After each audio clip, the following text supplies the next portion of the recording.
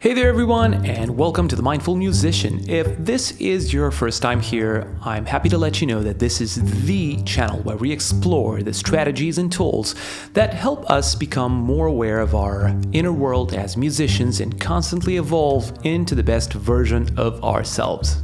I'm Cosmin, I'm a guitarist, I'm a singer, a professional educator, and a martial artist from Bucharest, Romania, and I'm here today to tell you what modes are and how you can use them to create chord progressions that enforce a particular mode by using what is commonly regarded as deriving modes from a mother scale. Here we are today, ready to take a brief peek into the world of modes by using the derivative approach, meaning being able to derive modes from each step of a mother scale, harmonize those modes, and create chord progressions with the chords we obtain, obviously. This video is meant to show you how this process works, and in order to truly become able to use modal progressions, you must dive deep into each mode and its possibilities, but these are topics for later exploration. So first of all, what are the modes? The modes are simply other scales which are taken from a reference or generator or so-called mother scale, for instance the natural major scale, and thus every note in this reference scale gives rise to a specific mode. The modes most people know or have a slight idea about come from the major scale, meaning that the 7 notes of the major scale will each be the starting point of a different mode, thus giving rise to the 7 so-called church modes. Now, before we go on, please make sure to give this video a like and subscribe to the channel if you haven't already done so, as it helps us tremendously into, bringing the quality content your way. Thanks so much. Now, further on, each mode of the same major scale corresponds to a precise degree of the latter, implying that each mode also corresponds to a chord which is formed on the same degree of that scale. So if we were to harmonize the major scale, that means to derive a chord from each note of the scale using only the notes of that scale to make up those chords, obviously, we would get, in the key of C, C, D, E, F, G, A, B, and C, which are denoted with Arab numerals because these symbolize the intervals that make up the scale. As you see, number 1 is the root or the tonic, number 2 is the major second, number 3 is the major third, number 4 is the perfect fourth, number 5 is the perfect fifth, 6 is the major sixth, 7 is the major seventh, and 8 is the octave. The chords that we get if we stick to triads are C major, D minor, E minor, F major, G major, A minor, B diminished, and C major. Or if we extend those triads to chords that include the 7th degree as well, and obviously have 4 notes, we get C major 7, D minor 7, E minor 7, F major 7, G7 or G dominant 7, A minor 7, B minor 7 flat 5, and C major 7 once again. Here are the chord formulas so that it's clear how they're actually being formed using the notes that make up that scale. In order to differentiate intervals, which are symbolized with Arab numerals, from chords, each chord obtained will be denoted with a Roman numeral as follows. So when you see something like this, you will know that you're actually dealing with a chord progression that has a major chord obtained from the root note, the major chord obtained from the perfect fifth, the minor chord obtained from the 6th, and the major chord obtained from the 4th degree of that scale. All you need to know is the root or tonic of that scale, and you can deduce everything else afterwards. I always like to say that, music is actually maths with a soul because of this whole logical aspect of music theory. Now, if you want to learn more about triads, 7th chords, and harmonizing a major scale, I totally encourage you to download my free theory booklet, which is included in the link found in the text description below. Make sure you look for it and you download it and go through it. You never know what you might find. Now let's take a look at how the modes are derived by following a structure that I chose for the sake of brevity and clarity. Number 1, understanding where each mode is derived from. Number 2, harmonizing that mode and paying attention to what chords are obtained. And number 3, exploring 1 or 2 examples of famous songs that use chords from each particular mode. Please notice that even if I kept the majority of the progressions and examples within the modes derived from the C major scale, there are maybe 1 or 2 exceptions. This means that in those cases, the modes are derived from a different mother scale. For instance, the Phrygian case study on Do Up That Thing by Lauryn Hill. Starting with number 1, the Ionian or the natural major scale. The major scale itself bears the name of Ionian and is considered as the first mode, derived from the scale's first degree, and I have just harmonized it earlier in the video, so I won't go through it again. But if you want to use it to make up a chord progression for a song or understand an already existing one, here are some very popular combinations. The 1-4-5-4, for instance, used in La Bamba, that meaning C major, F major, G major, and F major. The 1-5-6-4, which is also called the Axis of Awesome progression, and it's used for at least about 100 famous songs, so check out a comprehensive list that I have included in the text description below. Then the 2-5-1, which is a very important progression used in jazz and blues contexts. Moving up the ladder to number 2, from the second degree of the natural major scale, we get the Dorian mode. If the major scale is C, D, E, F, G, A, B, and C, the D Dorian mode, D being the second degree of the C major scale, we get D, E, F, G, A, B, C, and D. And if we harmonize the mode, we get D minor, A minor, F major, G major, A minor, B diminished, C major, and D minor. One of the most, absolutely the most famous progressions in Dorian is the 1 minor 4 major. You can hear this one in Santana's Change Your Evil Ways, or in Pink Floyd's Another Brick in the Wall, among others, or in the absolutely super famous Bee Gees' Stayin' Alive. Number 3, the Phrygian mode is derived from the third degree of the major scale.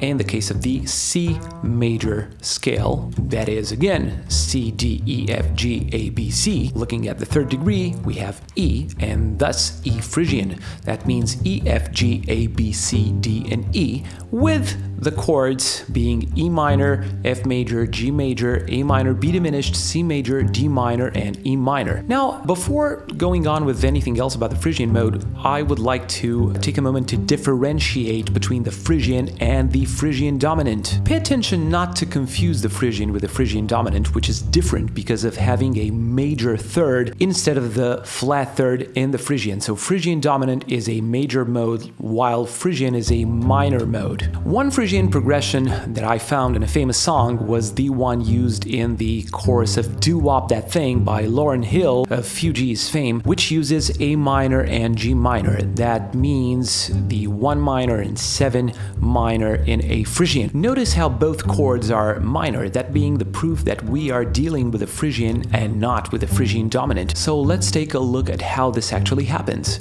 A Phrygian is derived from F major's third degree as follows. The F major scale is F, G, A, B flat, C, D, E, and F. That means a Phrygian is A, B flat, C, D, E, F, G, and A. And then A is the 1, the root, and G is the 7th degree of that mode. And then if we harmonize the mode, we get A minor, B flat major, C major, D minor, E diminished, F major, G minor, and A minor. And that means A minor and G minor means 1 minor, 7 minor, as stated before. You will also find the Phrygian in Metallica's Wherever I May Roam, but this song does not necessarily involve the use of chords, so it's more of a riff-based song. And for the sake of proof and showcasing, I simplified it to a chord progression that goes well with the movement between the E5 and F5, those being power chords, right?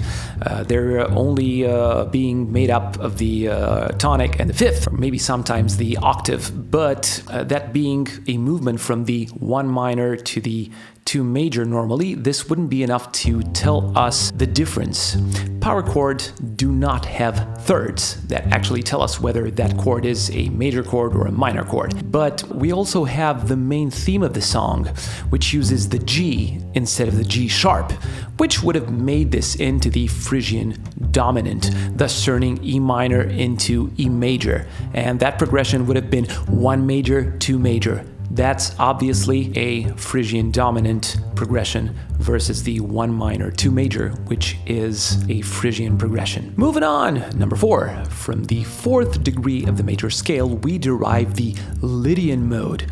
So if our major scale, C major scale, the good old C major scale, stays C, D, E, F, G, A, B, and C, from the 4th degree we get F, G, A, B, C, D, and F. If we harmonize the mode, we get F major, G major, A minor, B diminished, C major, D minor, E minor, and F major. As a progression which is well known, we have the 1 major, 2 major. We have this one in Head Over Heels by Tears for Fears, Man on the Moon by REM, or Michael Jackson's Human Nature. And then slowly moving to number 5, where we have the Mixolydian mode, which is derived from the 5th degree and has the following structure: G, A, B, C, D, E, F, and G. That being G Mixolydian, which is derived, as I said, from the 5th degree of the C major scale. If we harmonize the G Mixolydian mode, we get G major, A minor, B diminished, C major, D minor, E minor, F major, and G major. And we have a whole cornucopia of possibilities here.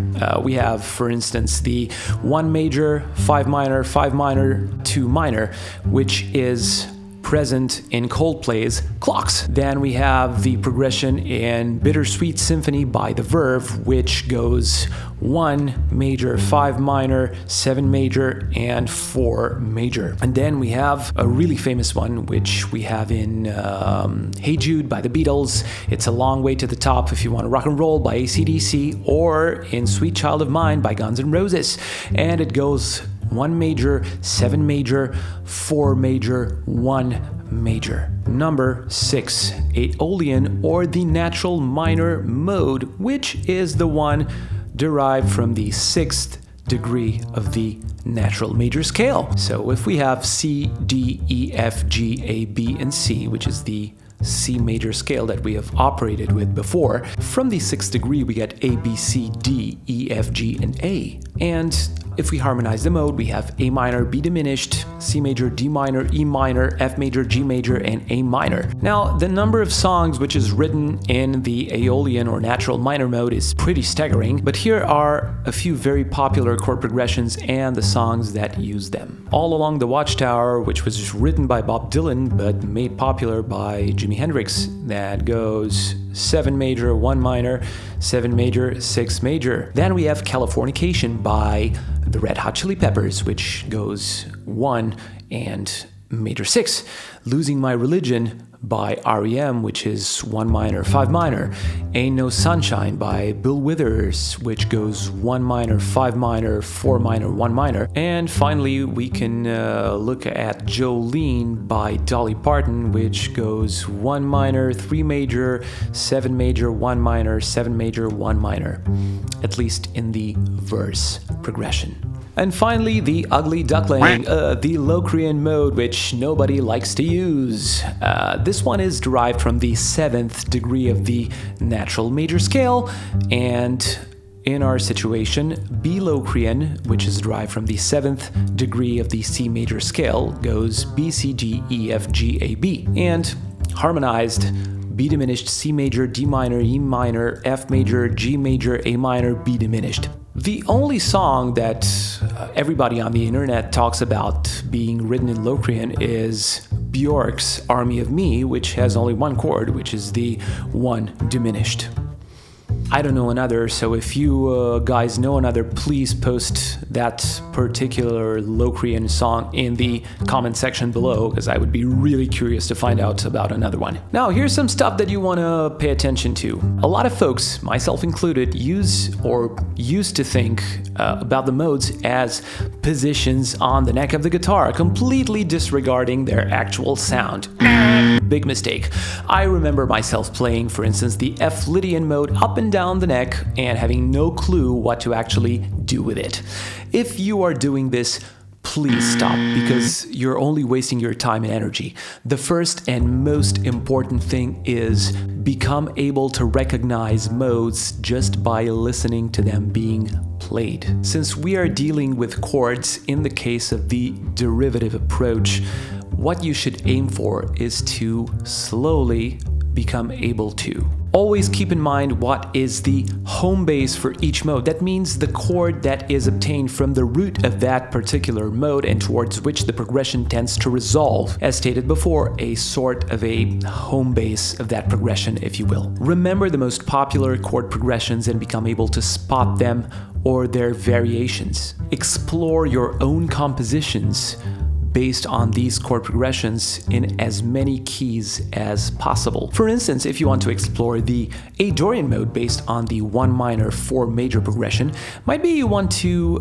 become able to play all the possible positions of the A minor and D major chords all over the neck, based on the cage system, on the inversions of those chords, the 7th chord versions of that progression, that meaning A minor 7 and D7, or the minor 7 add 9 versions, that meaning A minor 7 add 9, or the D9 for instance. Then notice the disadvantages or advantages that each particular key presents based on the presence of open strings or the actual alignment of the chord positions on the entire neck. When you can seamlessly play this progression all over the neck against a metronome, or obviously a tempo, and have written, let's say, about 3 or 5 different songs using it, I think you may happily say that you know it. Then it's time to move on to a different key and so on. And this is all for today, so if you feel like this video taught you something valuable, please make sure to smash that like button, subscribe to our channel, and activate the notification bell so that you won't miss the new content we'll post each week. Thanks for watching, and I will see you later.